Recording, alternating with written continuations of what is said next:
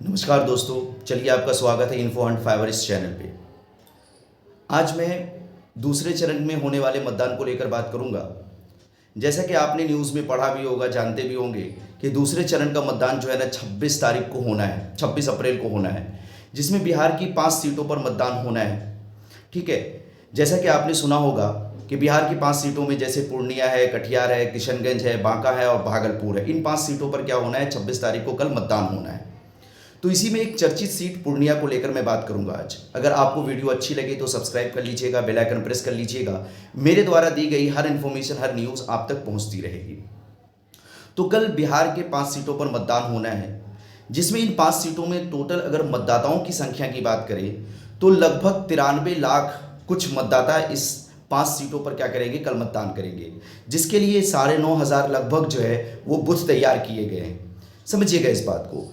और अगर उम्मीदवारों की बात करें तो उम्मीदवारों में जो है ना 50 उम्मीदवार जो है इस 5 सीटों पर क्या कर रहे हैं, फाइट कर रहे हैं। और जो एक चर्चित सीट पूर्णिया की सीट है, उसमें जो उम्मीदवारों की संख्या है वो सबसे कम है। वो कितने उम्मीदवार फाइट कर रहे हैं, 3 उम्मीदवार फाइट कर रहे हैं। तो इसी चर्चित सीट को लेकर मैं आज आपके सामने क्या करूंगा, बात करूंगा, इसका विश्लेषण दूंगा कि इस पर हालांकि त्रिकोणीय मुकाबला हो गया है, लेकिन किसके हक में चुनाव जाएगा, किसकी तरफ चुनाव झुकेगा और कौन कौन इस चुनाव में क्या करेगा, बाजी मारेगा, इस पर हम लोग क्या करेंगे, बात करेंगे। जैसा कि पूर्णिया लोकसभा सीट के बारे में आप जानते होंगे कि पूर्णिया लोकसभा सीट जो है वो पूर्वोत्तर बिहार का ये शहर जो है ना, ये मशहूर शहर है, सबसे बड़ा शहर माना जाता है। ठीक है, और इस लोकसभा सीट के अंतर्गत जो आते हैं वो 6 विधानसभाएं आती हैं, जिसमें आपने नाम सुना होगा, कस्बा का नाम सुना होगा, बनमनखी का नाम सुना होगा, धमदाहा का नाम सुना होगा, रुपौली का नाम सुना होगा, कोरहा का नाम सुना होगा। इस तरह से जो है ना 6 विधानसभाएं सीटें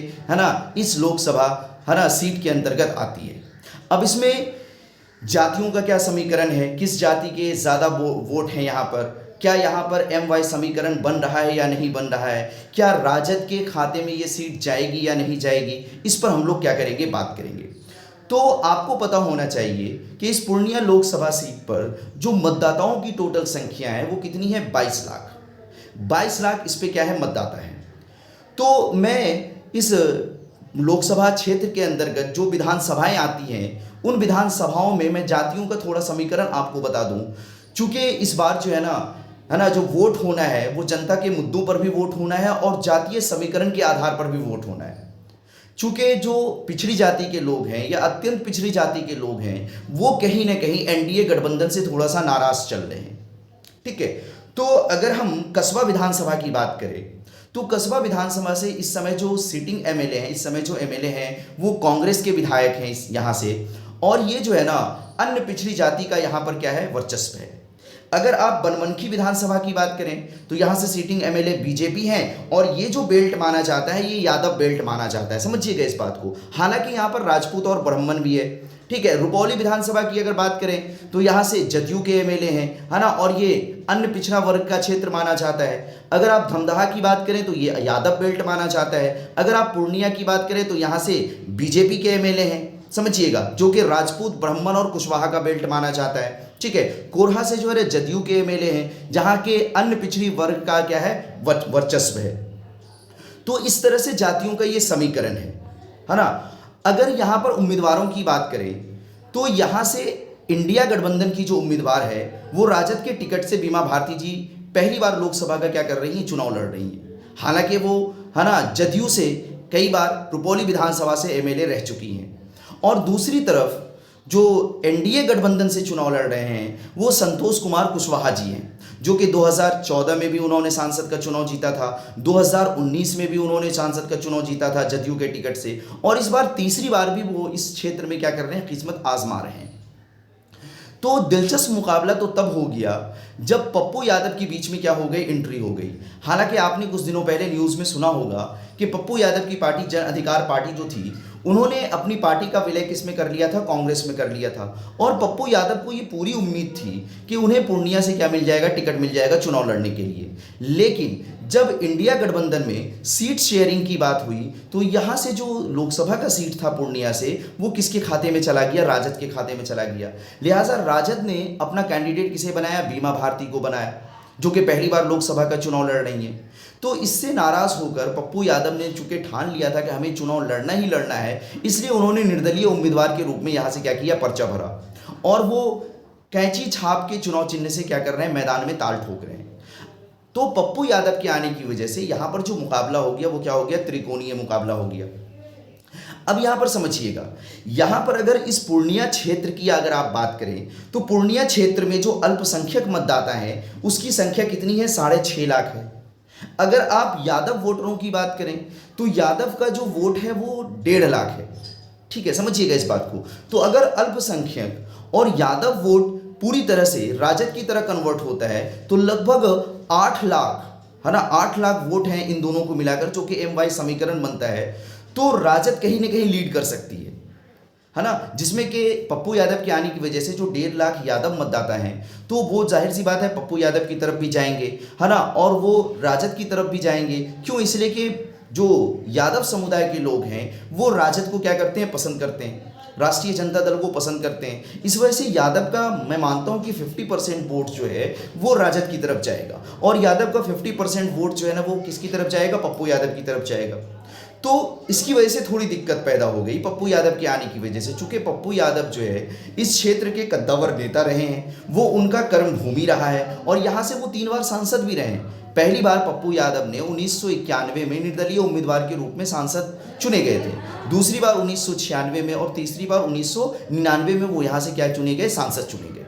तो उनका ये कर्मभूमि रहा है। लेकिन दूसरी तरफ चूंकि इस बार जनता अपने मुद्दों के साथ जा रही है और जो राजद है वो जनता के मुद्दों को उठा रही है।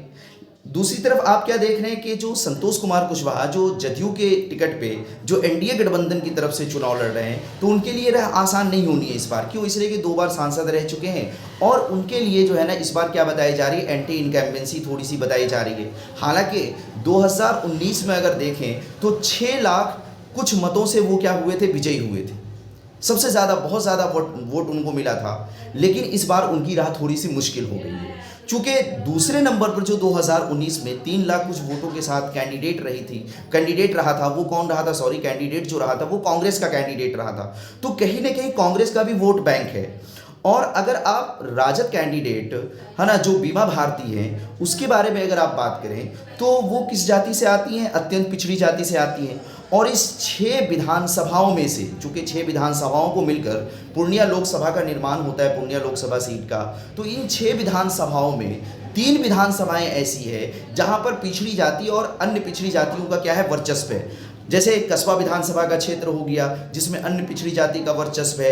अगर आप रुपौली विधानसभा की बात करें जहां से कि पहले कई बार MLA भी रही हैं बीमा भारती, वो भी पिछड़ी जाति, अन्य पिछड़ी जातियों का क्या है, एक तरह से वहां पर वर्चस्व है। अगर आप कोरहा विधानसभा की बात करें वहां भी पिछड़ी जाति, अन्य पिछड़ी जाति का क्या रहा है, वर्चस्व रहा है। तो ये 6 विधानसभाओं में से 3 विधानसभाएं ऐसी हैं जिसमें पिछड़ी जाति और अन्य पिछड़ी जाति का क्या है, वर्चस्व है।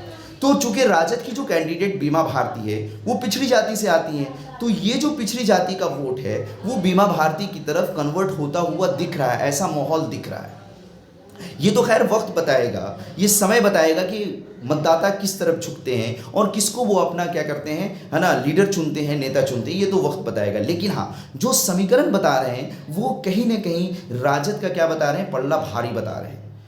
क्यों? इसलिए कि भाई जाहिर सी बात है ना, जब लगातार, है ना, कोई 2-3 बार सांसद रहता है तो एंटी इनकम्बेंसी होती है, लोगों में कुछ रोष पैदा हो ही जाता है। और लगातार, है ना, बीजेपी पर विपक्ष जो है ना वो वार करता रहा है, इंडिया गठबंधन जो है ना एनडीए पे लगातार वार कर रहा है और जनता के मुद्दों को, बेरोजगारी के मुद्दों को, है ना, ठीक है, महिला सुरक्षा के मुद्दों को, है ना, और फिर रोजगार के मुद्दों को, इन सारे मुद्दों को क्या कर रहा है, जो जनता के मुद्दे हैं, है ना, जैसे गैस सिलेंडर सस्ता कर देंगे, 500 में कर देंगे। तेजस्वी यादव हर जगह अपने भाषण में इस तरह से बात कर रहे हैं, 1 करोड़ पूरे देश में नौकरी देगी इंडिया गठबंधन अगर सरकार बनेगी। तो ये कुछ जो लुभावने मुद्दे हैं जो कि जनता को एक तरह से सीधे तौर पर क्या कर रहे हैं, हिट कर रहे हैं। तो इसकी वजह से ऐसा लग रहा है कि जो पिछड़ी जाति के लोग हैं वो ज़्यादा से ज़्यादा, और जो अल्पसंख्यक जो कि जिसकी तादाद वहाँ पर 6.5 लाख है, तो ये 6.5 लाख में से हमें तो ये लग रहा है, मेरा ये अनुमान है कि 3.5 से 4 लाख वोट जो है वो राजद की तरफ कन्वर्ट होता दिख रहा है। तो कुल मिलाकर अगर देखें तो पप्पू यादव के आने की वजह से मुकाबला तो मुश्किल हुआ है ना।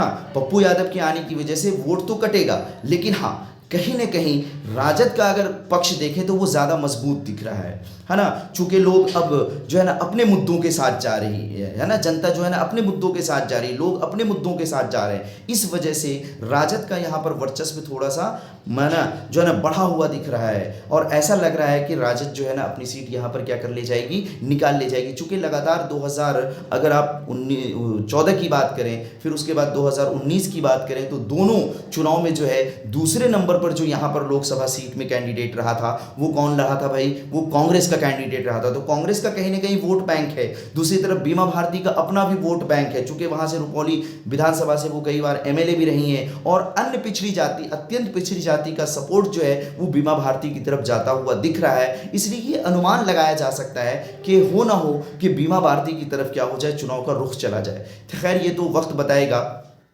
तो हम आने वाले समय का इंतज़ार करेंगे।